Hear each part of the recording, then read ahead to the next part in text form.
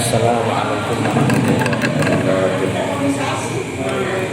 Ala yatil qubul wa tamami kulli usul wa ila hadratir rasul al-fatihah. A'udzu billahi minasyaitonir rajim. Bismillahirrahmanirrahim. Alhamdulillahi rabbil alamin. Iyyaka na'budu wa iyyaka nasta'in. Shiratal mustaqim. Shiratal ladzina an'amta 'alaihim ghairil maghdubi 'alaihim waladdallin. Amin. Bismillahirrahmanirrahim. Qala al-mu'allif rahimahullahu ta'ala wa nafa'ana bihi bi'ulumihi fid dharain amin. Rabbana iftah bainana wa baina qaumina bil haqqi wa anta khairul fatihin. Subhanaka la ilma lana illa ma 'allamtana innaka antal alimul hakim. Rabbana waj'alna muslimin laka wa min dzurriyyatina ummatan muslimatan lak wa arina manasikana wa tub 'alaina innaka antat tawwabur rahim. Rabbi ij'alni muqimas sholati wa min dzurriyyati rabbana wa taqabbal du'a. Rabbana ighfir li wa liwalidayya wa lil mu'minina yawma yaqumul hisab. Bismillahirrahmanirrahim. Dumugi hadis kaping 888, halaman 56. Halaman 56. Niki teks Arabipun boten kasrat nih, tapi terjemahannya wonten. Bismillahirrahmanirrahim. 800 teks Arabe boten wonten teng mriku, wontene teks terjemah.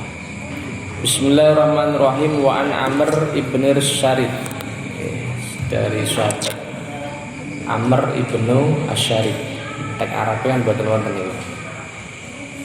An abihi radhiyallahu anhu qala Rasulullah sallallahu alaihi wasallam layyul wajidi yuhillu 'irdahu wa 'uqubatahu.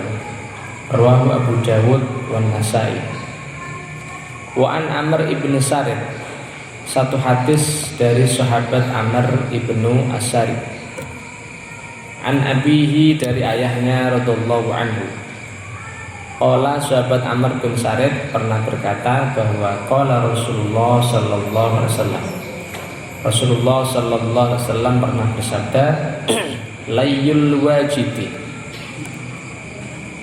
Layyul wajidi, layyu niku sami kalih matlu. Nundane al-wajidi, orang yang kaya, orang yang sudah menemukan uang untuk melunasi hutangnya. Layyul wajidi, penangguhan orang kaya, orang yang telah mampu melunasi hutang. Mestinya sudah jatuh tempo, kemudian dia mampu, kok mboten dibayar-bayar. Jadi layyul wajid niku yuhillu, menghalalkan irdahu, kehormatannya, wa uqubatahu, dan hukuman atas dirinya. Meriwayatkan hadis ini Abu Dawud, Imam Abu Dawud, An-Nasa'i, dan Imam An-Nasa'i. Terjemahipun dari Amr ibnu Asyarid, dari ayahnya radhiyallahu anhu, bahwa Rasulullah SAW bersabda, orang mampu yang menangguhkan pembayaran hutang dihalalkan kehormatannya dan siksanya.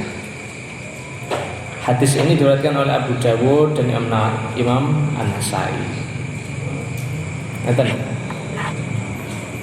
Orang yang punya hutang kok sampai jatuh tempo, maka dia berkewajiban membayar, nyaur, melunasi. Apalagi ketika dia ini termasuk al-wajid, orang yang telah menemukan uang untuk melunasi tanggungan. Nah, di dalam hadis yang lain redaksinya bukan layyul wajidi tapi matlul ghani. Nunda-nundane wong sugih ing dalam nyaur utang, ya. Iki sami kare layyul wajidi. Cuma nek tenggone hadis Matlul ghani niku zulmun. Matlul ghani zulmun. Nunda-nundane tiang sugih, tiang sing sanggup pun mampu bayar utang dan jatuh tempo, ini termasuk perbuatan zalim. Kalau di dalam Bulughul Maram niki bukan matlul ghani tapi layyul wajid. Nunda-nundane pun al-wajidi, orang yang telah menemukan uang untuk melunasi hutangnya, itu yuhillu irdahu. Perbuatan itu menghalalkan kehormatannya.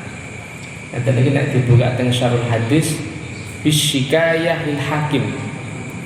Jadi orang yang menghutangi sudah punya hak untuk melaporkan ya, perbuatan orang yang hutang tadi kepada hakim.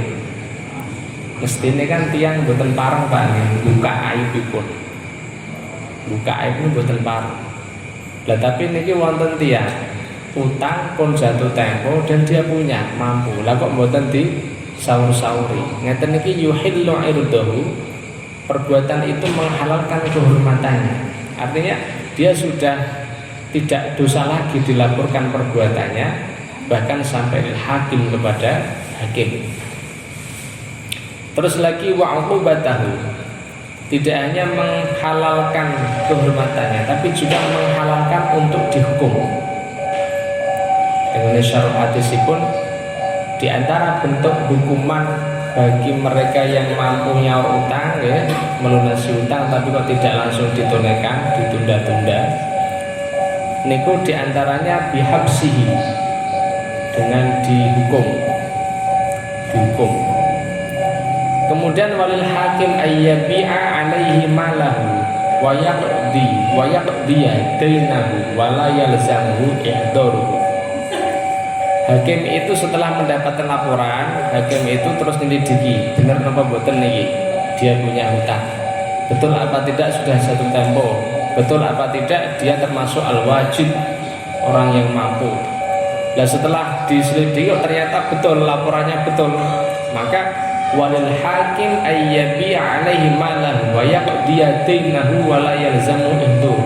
Hakim ini berhak menyita sebagian hartanya untuk dijual, kemudian nilainya itu untuk nyaur utang. Dan ini wilayah al-hakim. Ini layyul wajidi yuhillu irdahu wa uqubatahu. Rawahu Abu Dawud. Makanya kalau kita melihat hadis niki, ini termasuk adabipun orang yang hutang niki kudune cekak-ceket ya, harus tepat waktu sesuai dengan kesepakatan. Apalagi nek piyambake niki sampun kategori al-ghani, al-wajid, orang yang mampu. Nek sampai ditunda-tunda, matlul ghani dzulmun, perbuatan zalim. Soalnya menyakiti hati orang lain dan termasuk merugikan ya, merugikan orang lain.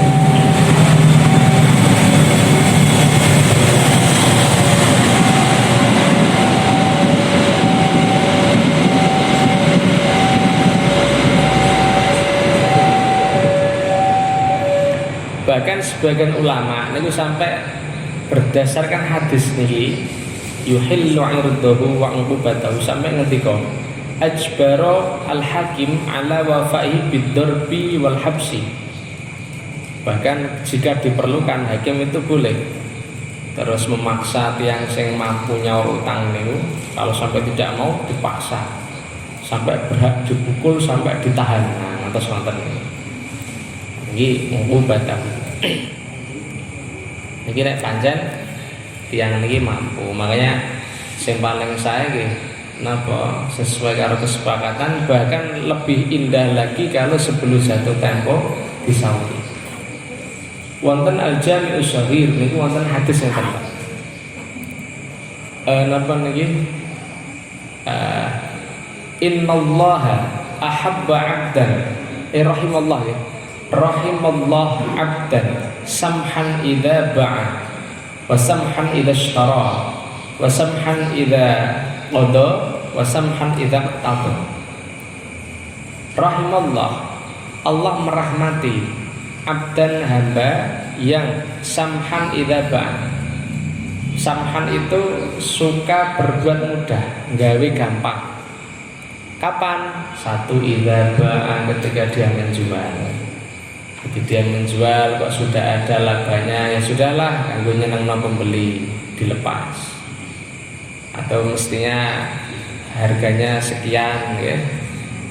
Ada tambahan terus diantar gimana? Sudah diantar. Pokoknya asal sudah ada keuntungan, ya sudahlah, bersikap mudah.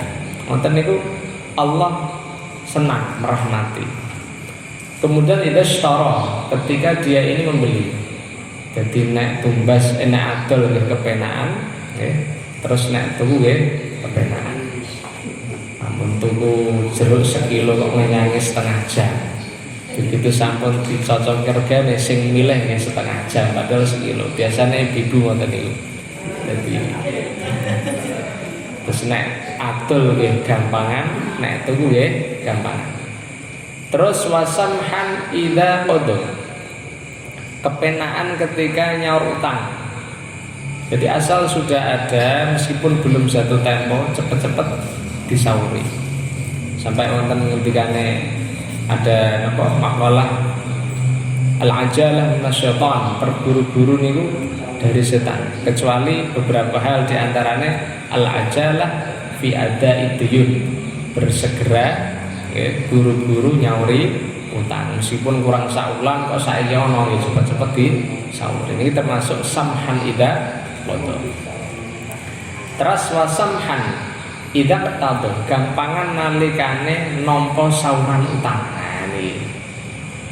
Meskipun misalkan ya sudah jatuh tempo, kok ternyata orang yang utang ini kok belum punya, ya sudahlah, dikasih kesempatan. Wa in kana dzu usratin, ngendikane Allah, wa in kana dzu usratin fanadhiratun ila maisarah. Kalau memang orang yang utang itu benar-benar dalam kesulitan, sudah jatuh tempo tapi kok benar-benar belum ada, ya sudah, kita amalkan Al-Quran, fanadhiratun ila maisarah. Terus masing-masing punya adab. Niki adabe wong sing utang, sana adabe wong sing utang. Aja nek dalil niki kanggo sing utang.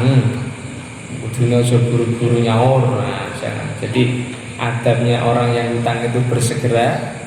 Ya, adabnya orang yang ngutangin itu ya tetap gampangan. Artinya nek wonten nggih ditarik, nek ndak ya ditoleransi.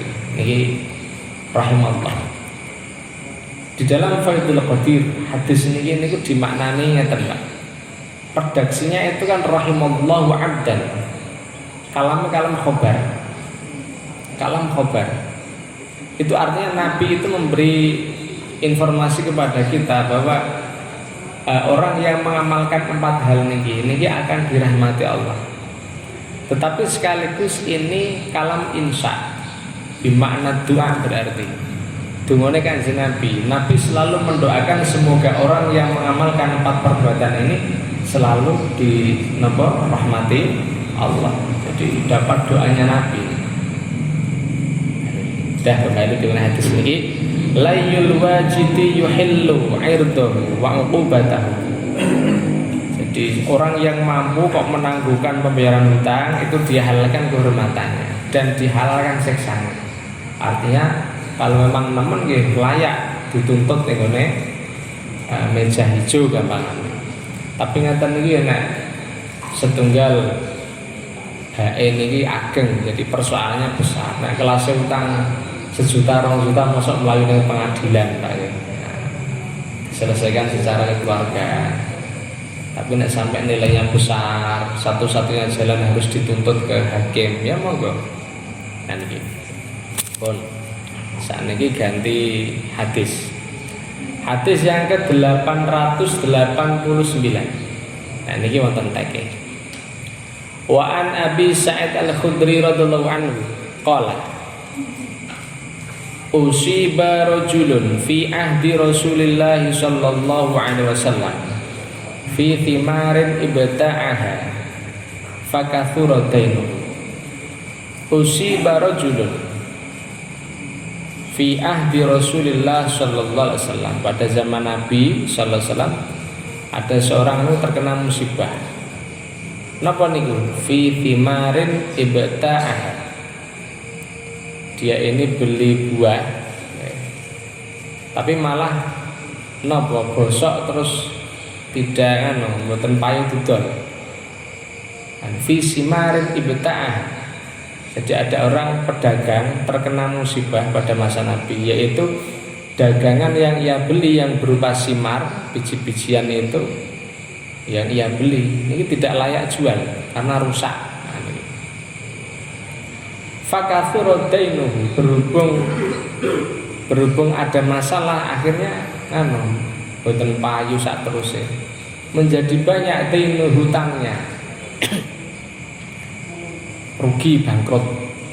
Faqala Rasulullah sallallahu alaihi wasallam, kemudian Nabi sallallahu alaihi wasallam bersabda. Nah niki lho, zamane Kanjeng Nabi wonten bakul spekulasi mboten pas, akhirnya terus rugi. Atau bisa jadi spekulasinya jadi pas, tapi memang ada musibah di luar dugaan, terjadi hal-hal yang di luar dugaan, akhirnya rugi, terus banyak hutang. Apa solusi yang ditawarkan Nabi? Faqala Rasulullah sallallahu alaihi wasallam, tasaddaqu alaihi fatasaddaqun nas alaihi. Nabi malah merintah masyarakat untuk bantu.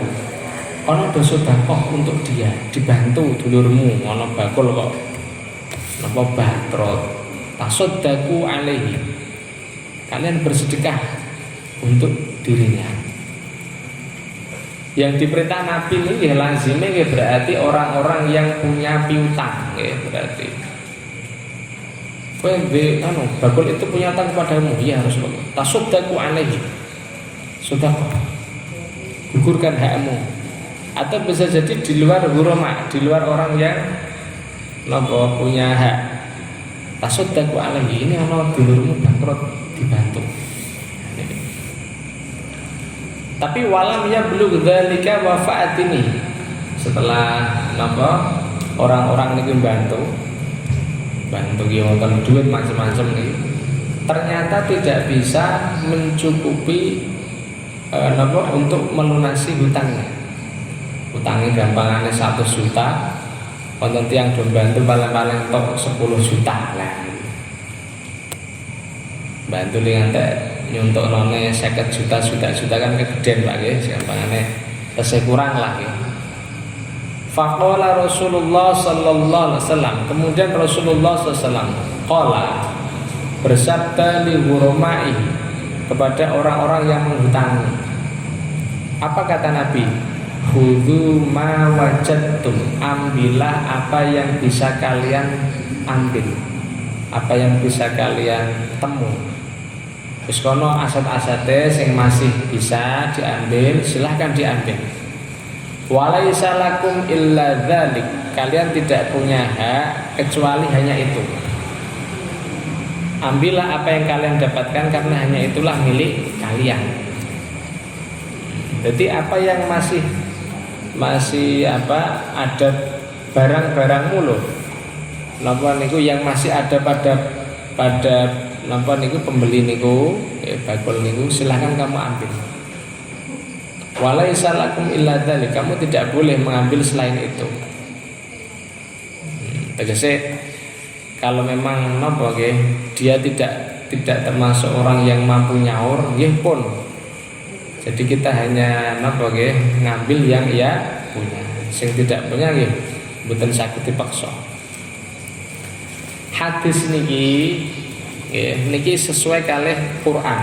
Nah, niki sesuai kalih Quran surat Al-Baqarah ayat 280 yang menyatakan bahwa nek wonten tiyang utang jatuh tempo, tapi kok ternyata orang itu termasuk muksir, orang yang tidak mampu, dereng al-wajid, dereng nemu sing kanggo nyaur. Wonten niku nek saged fanadhiratun ila maisarah, ditunggu. Kemudian kata Allah, wa anta saddaqu khairul lakum in kuntum ta'lamun. Dan jika kalian ini mau bersedekah untuk dirinya, itu lebih baik buat kalian jika kalian ini tahu. Jadi nek cara Quran berarti sami. Wa in kana dzu usratin fanadhiratun ila maisarah.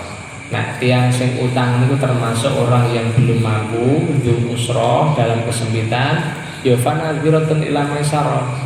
Dianjurkan untuk kamu menunggu sampai dia ini dalam kemudahan.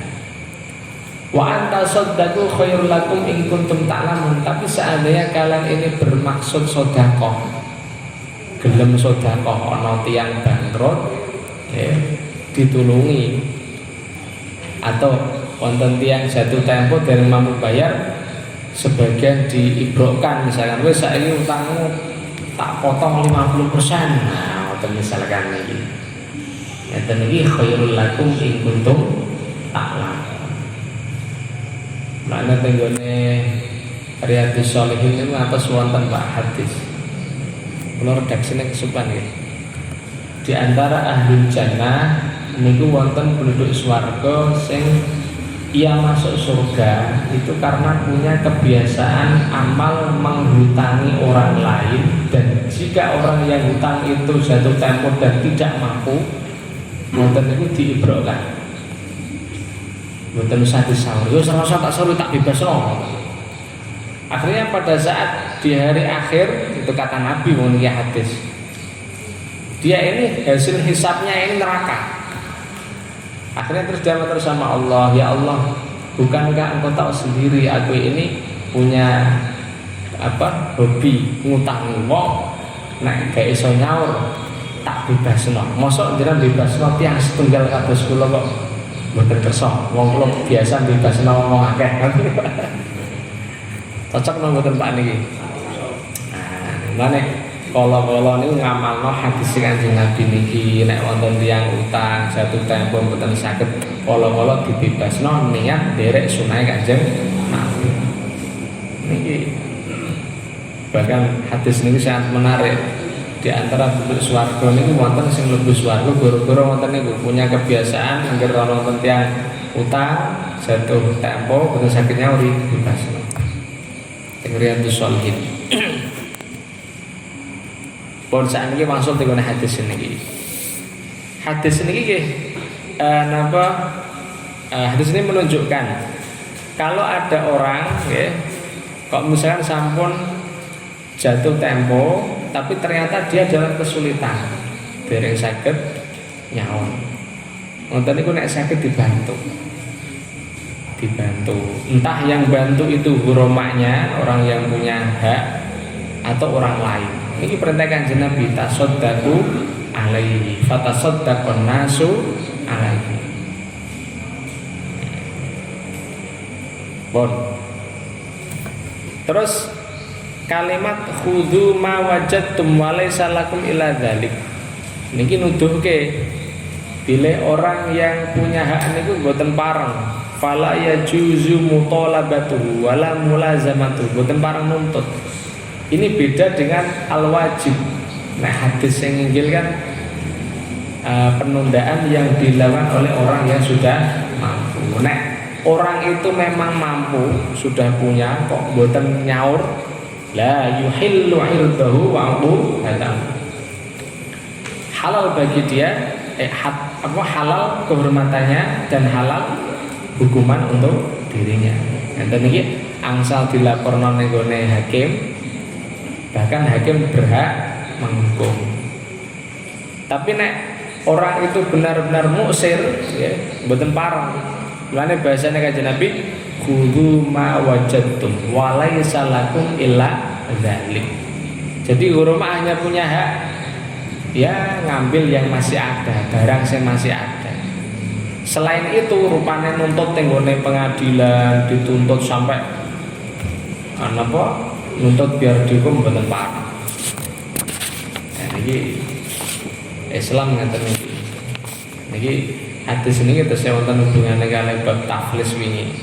Nek wonten tiyang bangkrut, ngaten niki dia tidak boleh mentasarufkan hartanya nek sampun dipailitkan kalih imam. Nah, terus ada rentetannya apa nih? Dia tidak harus dia tidak boleh dituntut layaknya orang yang sudah mampu nyaur. Pun ini masalah ini sampun cekap saat ini ganti hadis. Hadis nomor 890. Wa ani bin Ka'ab ibnu Malik, dari sahabat Ibnu Ka'ab bin Malik, an abihi, dari bapaknya, anna Rasulullah sallallahu alaihi wasallam hajara ala Mu'ad malahu wa ba'ahu fi dainin kana alaihi, rawahu ad-Daruqutni wa sahahu al-Hakim. Dari Ibnu Ka'ab Ibnu Malik, dari ayahnya radhiyallahu anhu, bahwa Rasulullah sallallahu alaihi wasallam pernah menahan harta benda milik Mu'ad. Nah, bayangke Pak, Mu'ad bin Jabal niku salah satu tokoh sahabat Nabi. Piyambakipun termasuk sahabat saking napa? Saking Ansor Madinah. Ini termasuk sahabat sing disenengi Kanjeng Nabi. Terkenal sahabat Mu'ad. Sahabat Mu'ad menika salah satu sahabat yang dinyatakan oleh Nabi sebagai rujukan qiraatul Quran. Dengan tafsir Ibnu Katsir itu sampai disebut khudul Quran min arba'in. Ambillah Quran dari 4 sahabatku. Pertama, min Salim maula Abi Hudzaifah, dari Salim mantan budaknya Abu Hudzaifah. Kemudian yang kedua, Ani bin Mas'udin, saking sahabat Abdullah bin Mas'ud, dua-duanya muhajirin. Sing nomor 3, an Mu'ad ibn Jabal, saking Mu'ad bin Jabal. Sing nomor sekawan, an Ubay bin Ka'ab, dari sahabat Ubay bin Ka'ab. Mu'ad kali Ubay niki ahlul Madinah. Jadi 2 dari muhajirin, 2 dari Madinah. Niki Mu'ad termasuk ahli Quran, lesane fasih. Sebab ketika Kanjeng Nabi niki terus akhirnya para sahabat do ngaji kali Mu'ad, kali Ubay bin Ka'ab. Meskipun dari 4 sahabat ini yang dinyatakan Nabi sebagai akra, orang yang paling ahli qiraah nggih Ubay. Akra'un nas Ubay ibnu Ka'ab. Niki sing paling ahli Quran niki Ubay. Tapi 4 di antaranya niki Mu'ad. Sing nomor kali, Mu'ad menika sahabat yang dinas Nabi paling paham al halal wal haram. A'lamukum bil halal wal haram Mu'ad. Dari sahabat ini yang paling alim halal haram, ahli fikih lah ya. Niki Mu'ad bin Jabal. Niki sampai sing diutus Kanjeng Nabi teng Yaman, sing buka Yaman nggih Mu'ad bin Jabal. Bahkan Mu'ad niku nek salat teng wingi Kanjeng Nabi, sampai Nabi niku ngendika, "Ya Mu'ad, inni uhibbuka. Qul tubra kulli salatin rabbi aini ala dzikrika wa syukrika wa husni ibadatik." Kanjeng Nabi niku nate Pak nggih, begitu rampung salat madhep teng gone makmum ngarepe niku Mu'ad. Akhirnya Nabi mengatakan, "Mu'ad, temenan aku seneng karo kowe. Aku pesen karo kowe, setiap rampung sholat jangan lupa dzikir Allahumma a'inni ala dzikrika wa syukrika wa husni ibadatik." Dengan segala kehebatannya Mu'ad dan kedekatan Mu'ad karo Kanjeng Nabi tetap menegakkan hukum. Nah niki hajaru ala Mu'ad malahu. Bayangke Pak niki, Mu'ad itu pernah dimahjur gara-gara napa? Kepetel utang. Nah nih anak kiai kepetel utang ya maklum mau kelas yang Mu'ad niku mahane kiai, maha besar kiai. Ini kepetel utang. Sampai dihajar Kanjeng Nabi. Bayangke Pak, betapa cobi jenengan isin mboten. Sampai utangnya niku kuwata, mboten saged nyaur, sampai bondone dihajar. Mahjur aleh nih, dipailitkan oleh Nabi. Jadi tokoh yang pernah dipailitkan Nabi justru malah Mu'ad bin Jabal. Malah wa ba'ahu fi dainin kana alaihi, bahkan aset-aset benda milik Mu'ad dijual oleh Nabi. Terus uangnya itu untuk nyaur utang nih, wow. Delalah contohnya ya Mu'ad bin Jabal. Ya Allah. Tapi orang sahabat biasa ngadepi masalah yang ngeten biasa. Jadi para sahabat itu abnaul akhirah, anak-anak akhirat. Jadi selama persoalannya itu seputar dunia santai. Anna Rasulullah SAW hajaru ala Mu'ad malahu wa ba'ahu fi dainin kana alaihi. Akhirnya dijual oleh Nabi. Ini dalil negara itu boleh memailitkan warganya karena kepentingan kemaslahatan orang lain. Nek mboten dipailitkan mangga banyak yang dirugikan. Wes napa terlilit hutang, mestinya masih ada aset-aset. Lah kok malah tidak dimahjur, tidak ditahan oleh negara, makanya nggih mboten sido nyauri. Makanya ditahan oleh negara. Lah sesekali negara ini berhak menyita terus dijual. Sing menjual siapa? Nabi nih. Jadi hajaro niki fa'ile Rasulullah, wa ba'a fa'ile Rasulullah. Lalu pada saat wonten tiang dipailin oleh negara, kemudian asetnya ditahan oleh negara kemudian dijual, ini pelakunya negara. Mboten niku langkung adil. Mboten kok terus sing ngedol niku sing nguro mae mboten. Niku nek memang kasusnya mantan serius negara hadir. Tapi kalau selama sakit tidak rembukan berdasarkan hadis kemarin, guru Roma orang sing ngutangi boleh mengambil barangnya piyambake yang masih ada. Nah, ini. Tapi kalau sudah aset yang bukan barangnya misalkan wonten bakul niku mendet pakaian bangkrut, tapi sisa dari pakaian masih. Ngeten niki bakul pakaiane boleh ngambil pakaian sing wonten.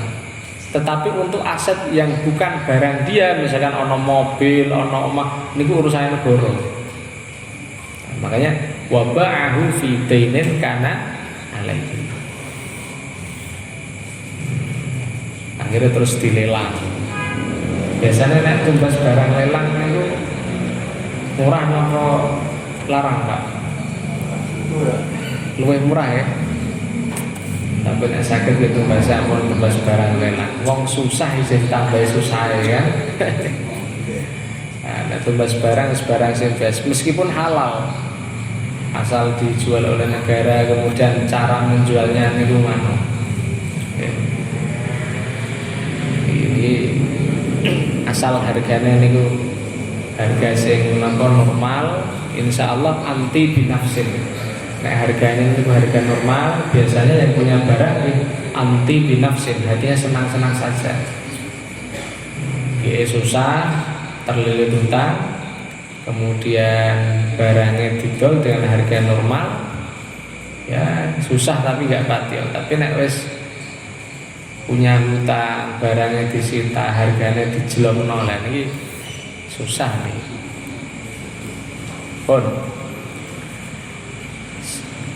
Sekarang hadis yang ke-891. Terus ini tesih mimba bitahjir ya, memailitkan harta orang. Wa ani bin Umar, dari sahabat Abdullah bin Umar radhiyallahu anhu maqala uribtu 'ala Nabi sallallahu alaihi wasallam yauma Uhudin wa ana ibnu 14 sanatan falam yujizni. Dari sahabat Abdullah bin Umar radhiyallahu anhu, beliau berkata, uridtu. Nah, basa pesantren ini itu uridtu dan pentok sapa ingsun. Jadi dihaturkan, disowankan, dihadapkan aku ala Nabi, kepada Nabi. Kapan? Yauma Uhudin, pada saat terjadi perang Uhud. Cuma wa ana ibnu arba asal sanatan, umurku pada saat itu baru 14 tahun. Falam yujizni, Nabi tidak memberi izin kepadaku. Izin apa? Izin melu perang. Lho niki nuduhno Pak. Zamane Kanjeng Nabi sallallahu alaihi wasallam, para sahabat niku semak nek ana perintah perang niku mboten namung wong tua-tua sing siap, nek bocah nom-nom ya kepengin perang. Nah, sampai Abdullah bin Umar yang pada saat itu baru 14 tahun nggih daftar. Ora wani matur dhewe akhirnya didaftarno karo koncone. Niki pripun Abdullah bin Umar? Umurnya berapa? 14 tahun. Ya, falam yujizni, Nabi tidak mengizinkan. Jo cilik kowe 14 tahun. Nah. Wa uritu alaihi yaumal Khandaq. Lah pada saat terjadi perang Khandaq setahun kemudian perang Ahzab, perang Parit. Niku wa ana ibnu khamsa asyrata sanatan. Umurku pada saat itu sudah 15 tahun. Fa ajazani, kemudian napa niki Nabi memberikan izin aku untuk perang di usia setelah genap 15 tahun. Niki dalil. Nah, usia 15 tahun berarti usia dewasa, usia mukallaf. Makanya berdasarkan hadis niki nek wonten tiyang mbah lanang wadon kok usianya sudah genap 15 tahun umur komariah, ngeten iki dipastikan balik. Meskipun wong lanang pada saat itu dereng mengeluarkan mani, utawa wong wadon dereng mengeluarkan mani utawa haid, asal sudah 15 tahun nggih pun balik. Nah, alamat balik sorof kan wonten 3 Pak ya. 1 inzalul mani, keluarnya mani. Nah ini lanang wadon. Tapi batas minimal itu 9 tahun.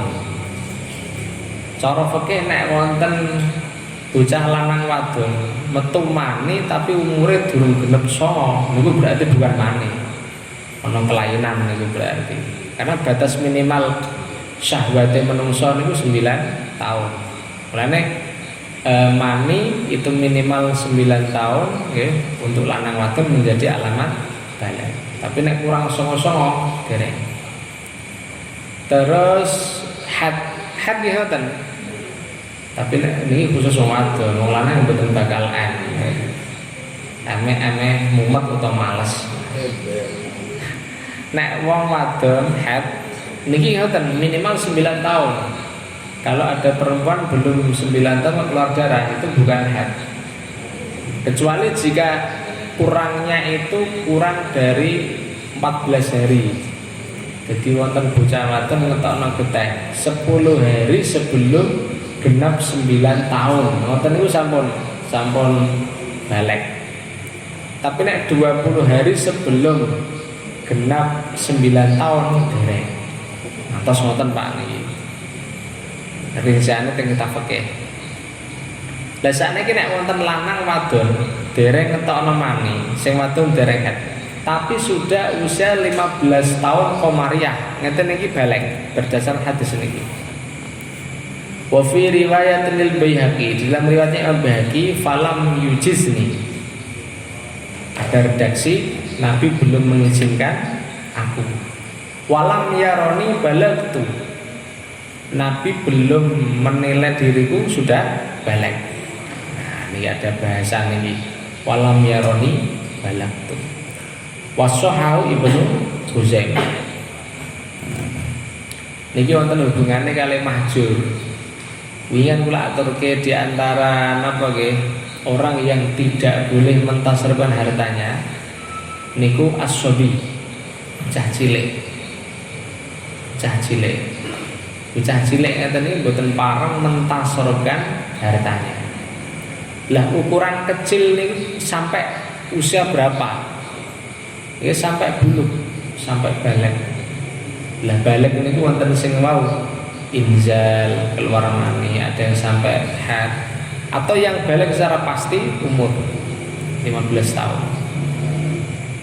Nah ini cuma nek sebagai nek bangdul ulama ngeten Pak, nek dalam persoalan ibadah standar baliknya niku wau keluarnya mani kemudian haid atau genap usia 15 tahun. Tapi kalau dalam urusan muamalah niki di samping balik ugi ada rusdu. Rusdu niku pun mudeng ngurusi bondo. 15 tahun tapi tesih ora patek dong masalah duit, ya ampun sih, tetap dihandle sama walinya. Lazimnya kalau wonten bocah umur 15 tahun ya pun pinter, urusan duit pun pinter. Tapi nek sampai 15 tahun kok tesih ora patek mudeng, nah ngeten iki tetap dihandle sama walinya. Lah soal mudeng utahe mbotene tasarruf bondo nggih nisbi. Tergantung persoalan apa. Nek hanya sekedar tuku sandal, tuku baju, lah ngeten iki nggih gampang. Umur 10 11 pun pinter.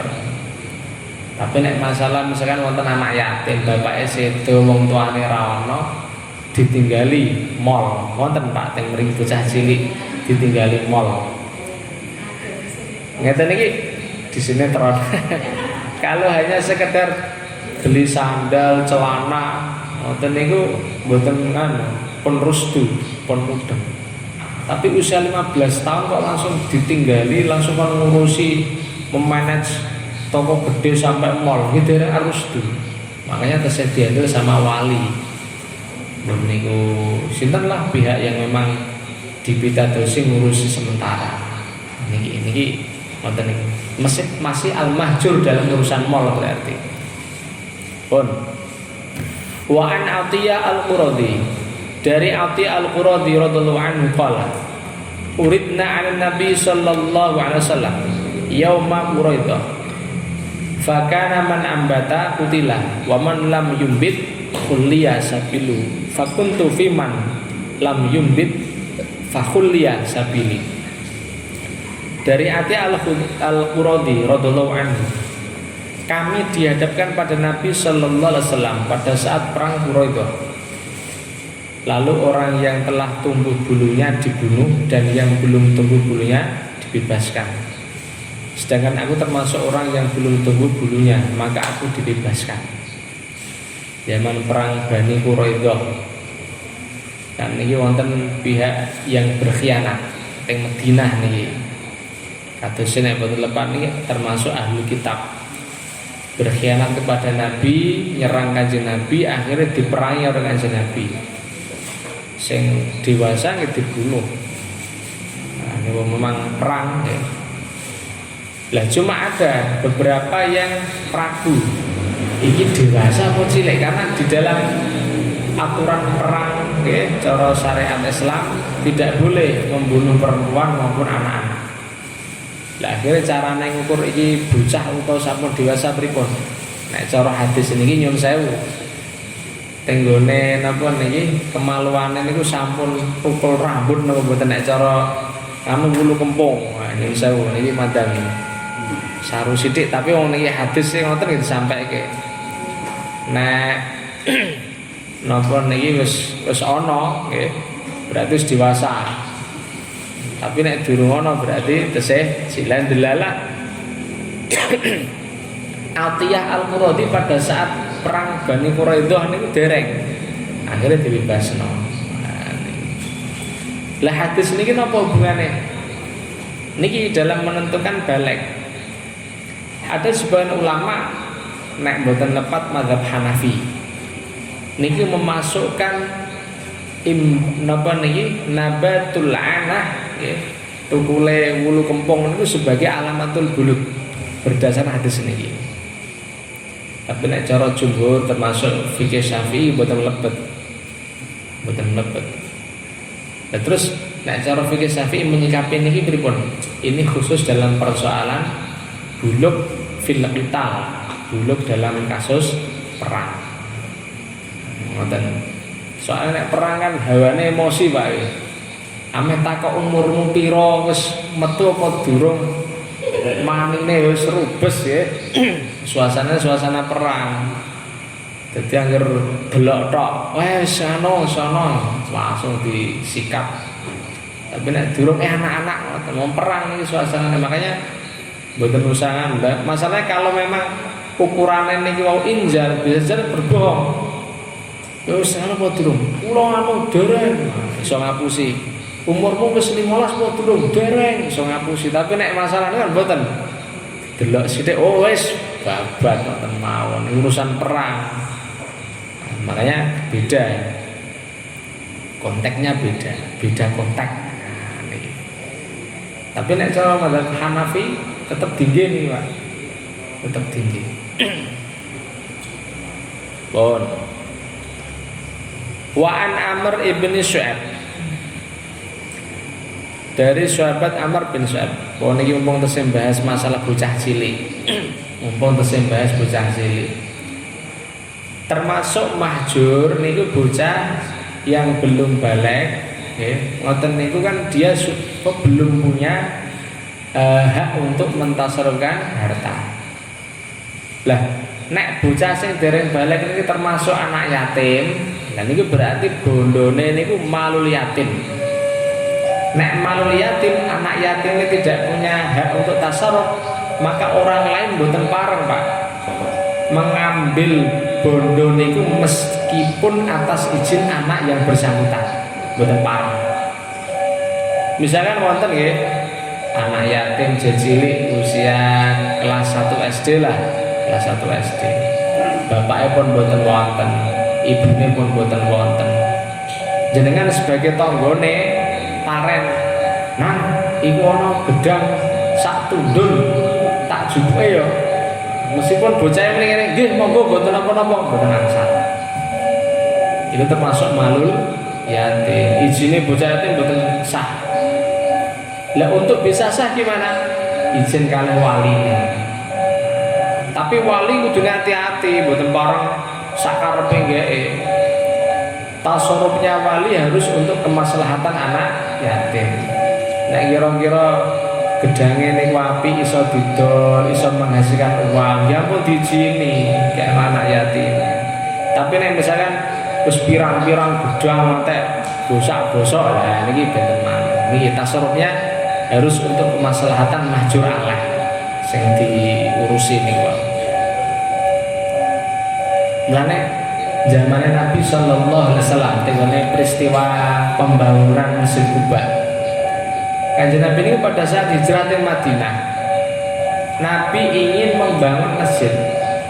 Setelah diamati tempat yang paling strategis ini tempat yang sekarang wonten Masjid Quba.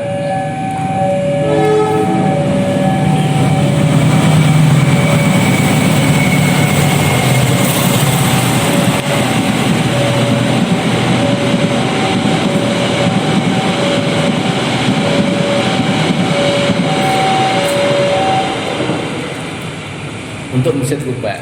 Akhirnya ditanya, ini tanya siapa? Oh ini tangannya anak yatim. Akhirnya anak yatim itu dipanggil. Bocah yatim loro sowan dateng kanjeng Nabi. Ini bener tanah nggih, Pak. Ya Rasulullah, betul. Ini tanah harta tinggalan Bapak. Seandainya aku beli apa boleh? Kagem napa kanjeng Nabi? Untuk dibangun masjid.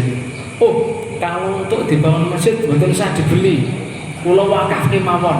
Ngeten iki cocok mboten, Pak? Tapi apa Nabi terus kerso? Mboten. Oh, ndak bisa. Kamu anak yatim. Harus tak beli. Nek gelem ya tak tuku, nek gak gelem ya tak luru liyane, ngoten kanjeng Nabi. Gitu karo awak dhewe, Pak nggih. Wis barakallah, gorene ngoten ya. Ya ndak, harus dilihat dulu jelundrungnya pripun niku statusnya bagaimana. Akhirnya dibeli oleh Nabi dengan harga di atas standar. Ini oleh ulama terus dijadikan dalil. Oh iya, hartanya anak Sobi itu Sobi yang belum boleh tasarruf. Maka meskipun Sobi itu mengizinkan tidak sah.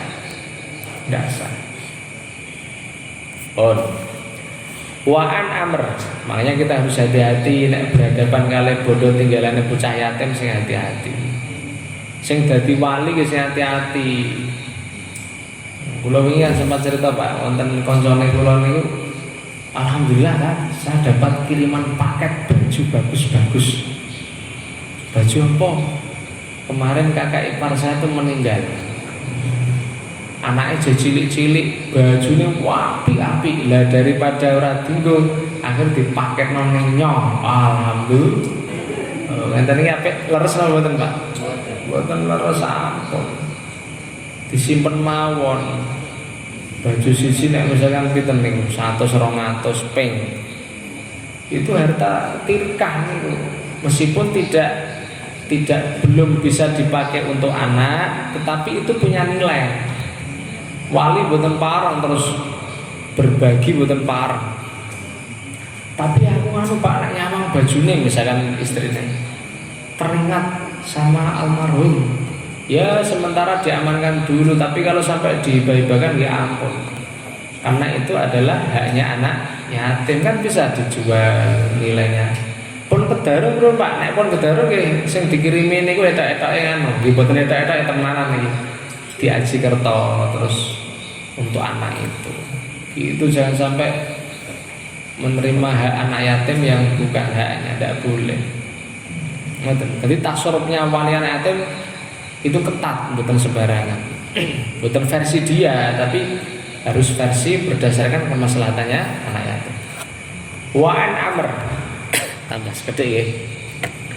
Dari Amr bin Su'aib an abihi an jaddihi anna Rasulullah sallallahu alaihi wasallam qala.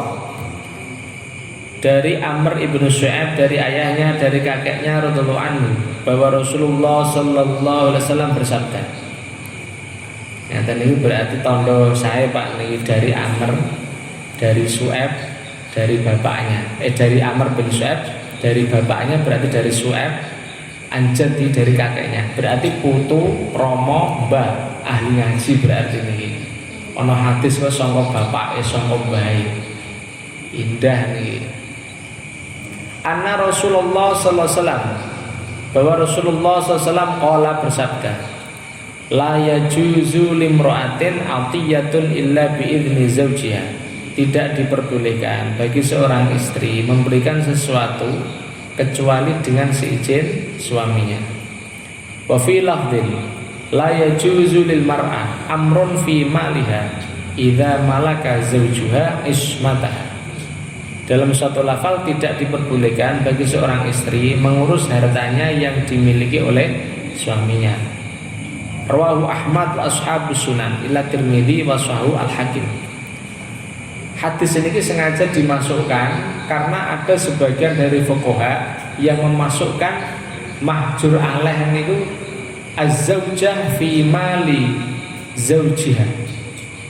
Nah ini sebagian fuqaha kata mazhab Hanafi Pak niki memasukkan bahwa termasuk mahjur alaih orang yang dibatasi tasarrufnya adalah seorang istri di dalam mentasarrufkan hartanya. Ngeten niki tidak boleh dia kecuali atas izin suami. Cuma ngeten niki nggih wonten khilaf nggih, wonten khilaf. Menurut pendapat jumhur, seorang istri itu boleh mentasarrufkan harta miliknya. Saya garis bawahi nggih. Sing angsal niku harta miliknya. Harta miliknya itu bisa dia ini punya pekerjaan sendiri, punya penghasilan sendiri, wadone kuwi nyambut gawe. Kemudian dia punya gaji. Ngoten niku uang yang benar-benar murni jerih payah istri, keringat istri, ngeten niki hak sepenuhnya istri. Ngeten iki ajeng dinapak-napakno wonten niku cara fikih lho Pak niki.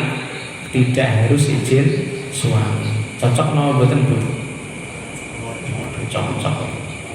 Secara fikih.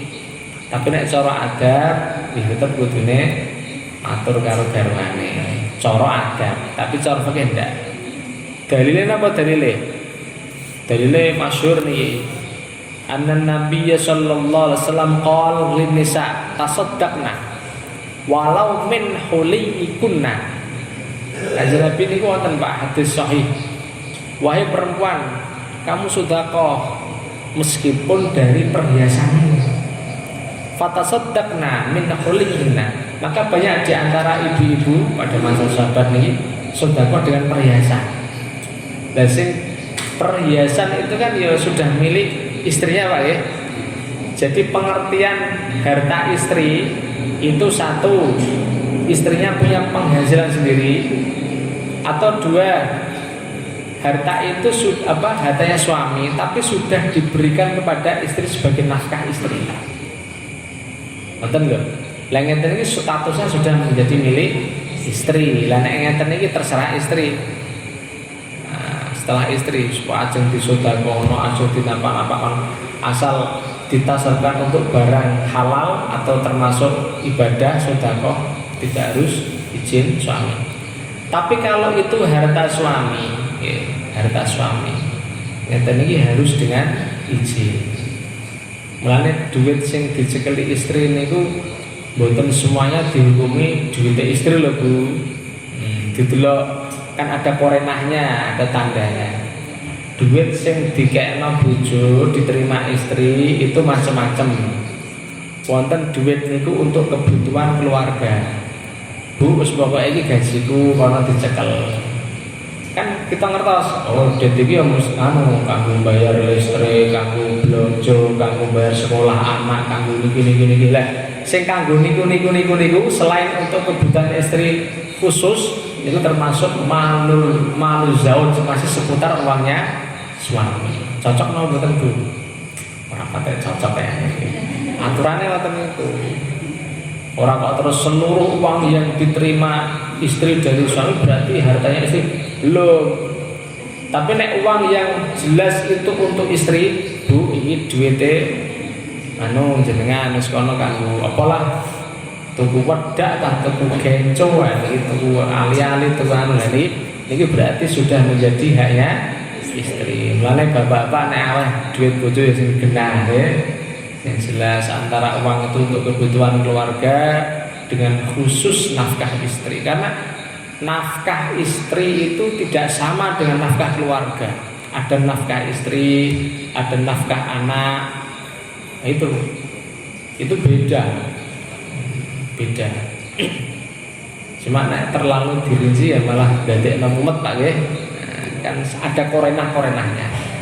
Lah hadis ini niki bahas cara pendapat jumhur, istri itu tidak boleh menghibahkan, mentasarkan harta yang masih seputar milik suami, belum menjadi hak istri secara khusus, illa bi'idzni zawjiha, kecuali atas izin suami. Niki pendapat jumhur.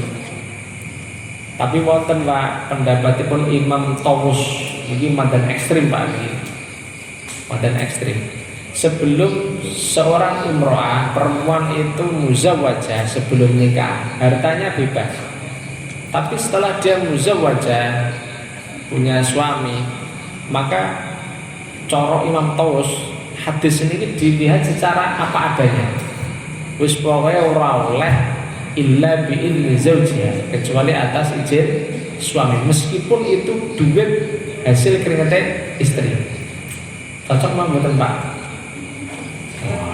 Mboten jare ibu niki fikih Pak, cara tos. Tapi pendapat jumhur mboten. Pendapat jumhur tetap nek niku hartanya istri angsal, tidak usah izin. Tapi nek masih dalam napa wilayah suami tetap izin. Tapi secara adab baik itu hartanya suami maupun istri tetap izin. Ini banyak terus yang diberikan Allah. Semoga wonten manfaatipun. Amin Allahumma. Assalamualaikum warahmatullahi wabarakatuh. Subhanakallahumma bihamdika asyhadu an la ilaha illa anta astaghfiruka